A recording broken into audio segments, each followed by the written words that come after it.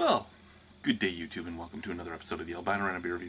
This is a new beer that just hit my LCBO shelf. I don't know how long it's been on LCBO shelves, but my LCBO just picked it up recently.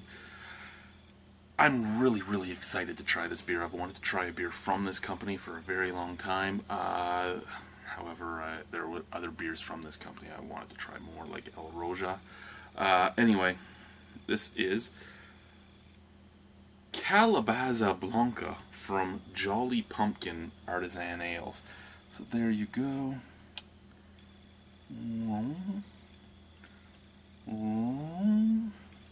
So this is brewed and bottled by Jolly Pumpkin Artisan Ales in Dexter, Michigan. It is 4.8% alcohol. It is a product of the USA, of course. They say on their website that this is a year-round beer, right? A year-round favorite. So my question is, it is now, what, July 18th. Why is the bottle that just hit my shelves bottled on the 31st of December 2013? So this is almost 7 months old. Almost 7 months old, and it's a year-round thing. Are they, see, and I ask this because I know that some American companies do this. Are they selling us their old stock? Well, are they selling the LCBO their old stock that their distributors don't want to push? And I ask that because, again, yeah, 7 months might be fine, it isn't bad, but Michigan to Ontario isn't that far. It isn't. There's a bridge that connects us. So it shouldn't take 7 months for this to get here. If this was a beer from the UK or New Zealand or something like that, I'd be more accepting of it taking 7 months, because it probably sat in their distributor's warehouse for a month or two before they shipped it. It would come over on a boat, it would, you know, all that sort of stuff. I understand that. But when it's coming just across a bridge, I don't understand what took 7 months to get it onto the shelves. Wow! That was quite the pop. Wow! There is a lot of carbonation in this. Holy shit, look at that. Ooh, I almost think this bottle is infected. It's still crawling up the neck.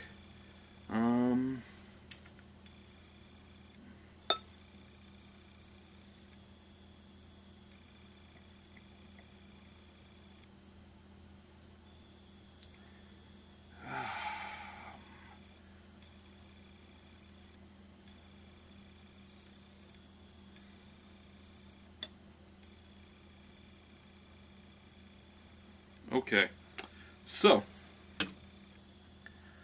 there's our beer.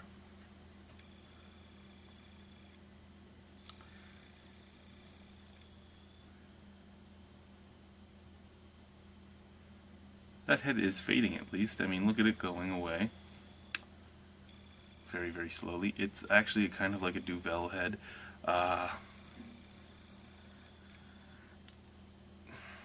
going to guess that they use a lot of...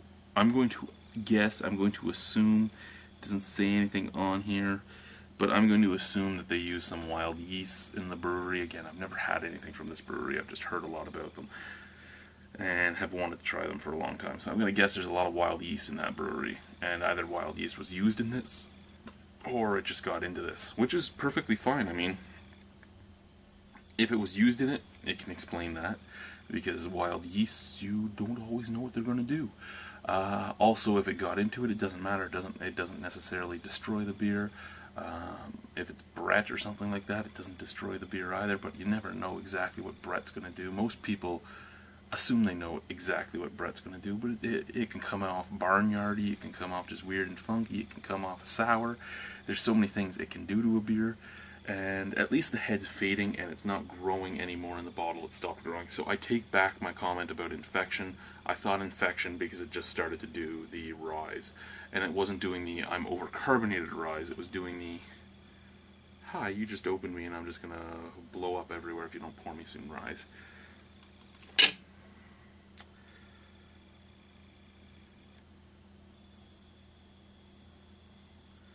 This is the time I want to get out my friggin' head knife.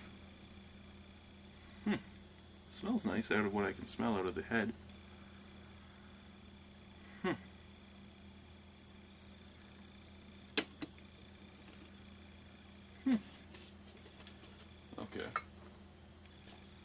grab the Bass glass.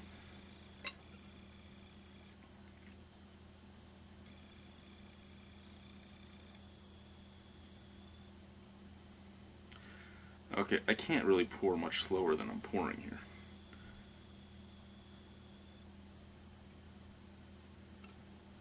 Jolly Pumpkin, I don't know what you want me to do with this beer, but it's not going to be drinking it, I'm pretty sure. You guys hear that from there? Should be able to. I can hear it from there. Yeah, between the two glasses, I don't have much beer in either. You know what? It doesn't even matter anymore what I do. We'll put the Bass glass down here.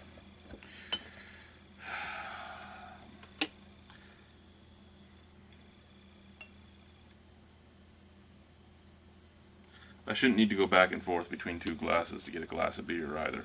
Like this is just ridiculous. Visually it looks awesome, it really does, but it would look better if that mount in the head was there, but I had beer to like hear. Smell? A little tart, a little bit of orange peel, a little bit of almost a white pepper. So a slightly sour white pepper, orange peel. And that's about it. It kind of reminds me of a Saison, actually. And it actually does smell like Brett, not regular Belgian white yeast, but almost Brett. Because I'm not getting that normal banana-like flavor. Well, scent. I'm not getting it. I'm just getting a weird tartness that goes well with what I'm smelling, but it's just weird in the fact that this is a white ale. Okay, we're going to have to try and drink this. So, which cup is an easier cup to drink out of with this much head? Neither. We'll switch this up. You guys can look at the Bass glass while we try to drink some of this. Cheers, boys and girls. I'm sorry this took so long, but look at the head. Look at the head. Look at the head.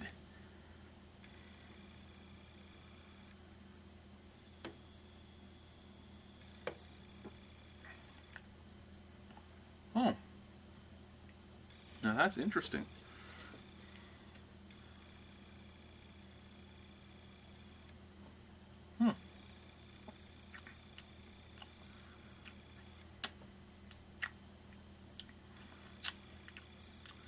Okay.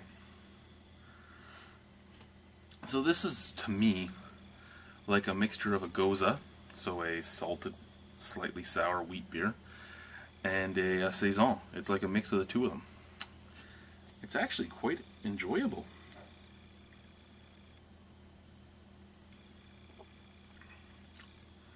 Goes down really nicely. Dry, tart, a little bit of sourness on there, a little bit of barnyard funk.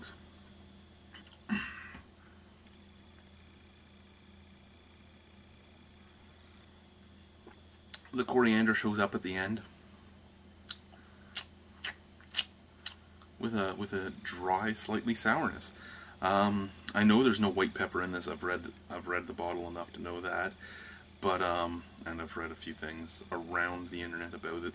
But it does have a very peppery taste. It does. And by that, I don't do research on the beers. What I was doing was just kind of reading other people's feel on it quickly on Untapped and everything. And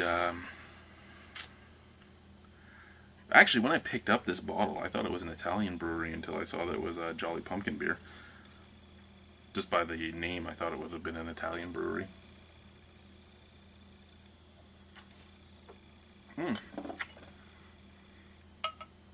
It's just so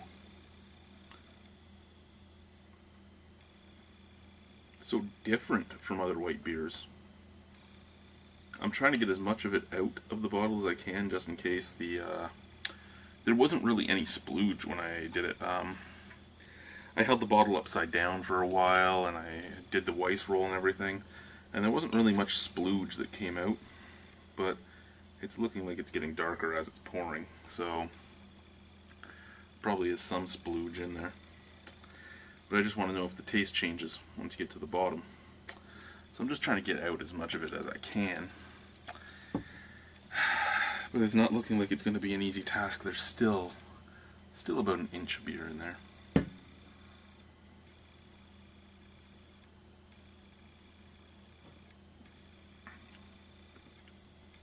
Okay, yeah. This beer would be much more enjoyable if the head did not do what it did, because that bottom of the bottle taste is actually excellent. Before that it was excellent too, but it was just kind of boring and didn't make sense to me. Now that I'm at the bottom of the bottle, it's making quite a lot of sense.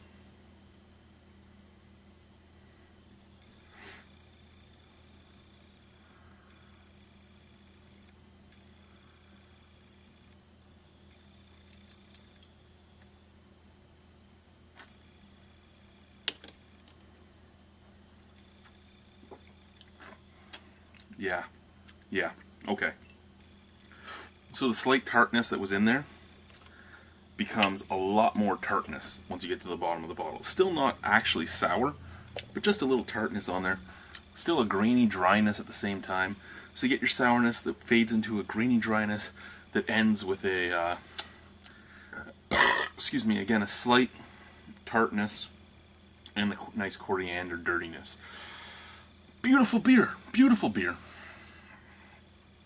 I hate this about the beer, but the beer itself is actually a beautiful beer.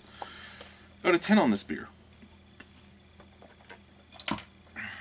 The fact that it's probably taken me 15 minutes to do this review, and the fact that it took me 2 glasses and a lot of careful pouring to get to this point, that's going to take a little bit away from the beer, because not because it did anything to the taste, but its drinkability factor goes down when you need to have a fucking 2-gallon balloon glass. I should have gone out the 1 liter fucking fax glass or something to try and drink this. But as soon as you need like a 1 to 2 liter fucking giant glass to fit 750 milliliters in, there's a problem. There really is. I understand the yeast and everything else does this, and that is a look I like. I like that with the Duvel. But Duvel is a beer that sells you a glass that's big enough to fit the whole bottle, which is great. The head is beautiful. It's a nice visual appeal thing. But when you can't even get half a glass of beer before all the head takes over, it kind of hurts. It hurts it a little bit. But it does have a beautiful effect as it's fading away. Out of 10 on the beer, though, again, I said that's going to take a little bit away from it, but I'm still going to give this an 8. I really do enjoy this beer. It would probably be a 9 if it wasn't for having to deal with it. If I could just drink the beer, it would be a 9. But having to wait forever to drink the beer, it's going to be an 8. Because the beer is a lovely beer. Again, dryness, tartness, beautiful coriander flavor, just everything I kind of want in it. And as I said, it's a Goza mixed with a Saison. I love that it has that peppery taste, it has that farmhouse taste, it has that barnyard taste, it has that sourness, it has everything I want in a beer. In a light summer beer. It has everything I want, and for that it's going to get an 8. Again, it would be a 9 if it wasn't for the dealing with it. Thank you guys for watching. Have a wonderful night, and we'll chug this one. Cheers, guys.